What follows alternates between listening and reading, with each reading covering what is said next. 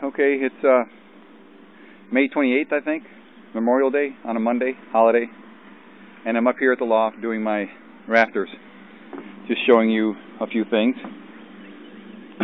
There's my rafters, what I got.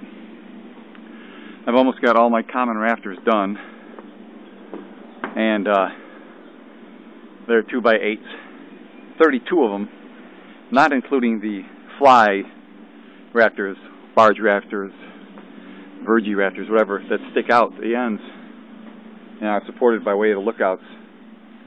And here's how I connected the bird's mouth of the 2x8, like that there. And my particular 45 degree angle of my rafters, it's not really exactly 45 degrees, but it's pretty close, within a degree. Well, my measurements were 13 3/8 from the end all the way to where you start cutting. And then I did a 45 degree, and from there up to there, that cut was 3 inches and 3/16. Then I did an opposite 45 degree line right here, 90 degree line right here next to it, and that was my bird's mouth cut. Nails on this side of the plate, nails over here. These are the strong tie nails. They're about 1.5 inches, strong tie nails. They were $20 a box. And that's how I did these bird's mouth cuts. Anyway, they're 2x8s once again, 16 footers. And at 16 footers, they come out that far, not very far for an overhang. And I think I'm going to chop them plumb so that I can attach gutters to them.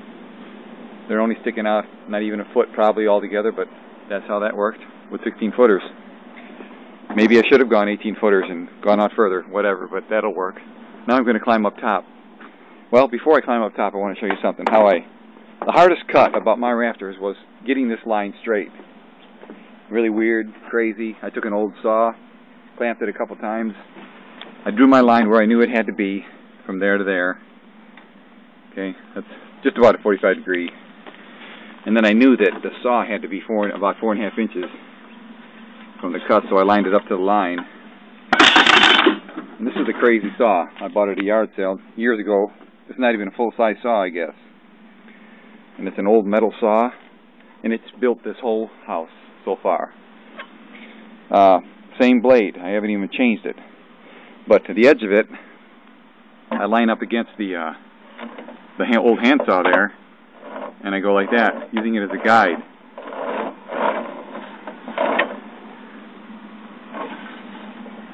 And that's what makes my straight cut. I got a really straight cut with that way. Very straight cut. And without it, I made some cuts that were crooked, basically. And I'm assured this way. Now, it took a while to set this up, but anyway, so now, before the video gets too long, let me climb up here and show you one of my better connections up to the rafter.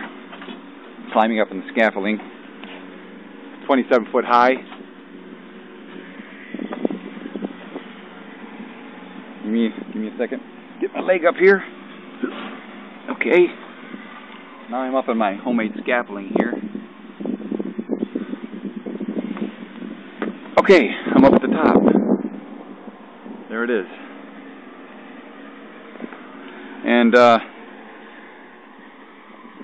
here's a pretty good rafter, I guess. My beams are 2 beams here. One beam there, one beam there. It's 11 7/8. BL. 1 7/8. That's right. 2 of them.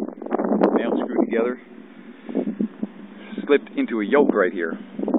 I've got to chop off an angle here, right down there like this, so that the paneling can go, the sheathing can go on top of that, you know. Anyway, so here's the connection. It worked out pretty good.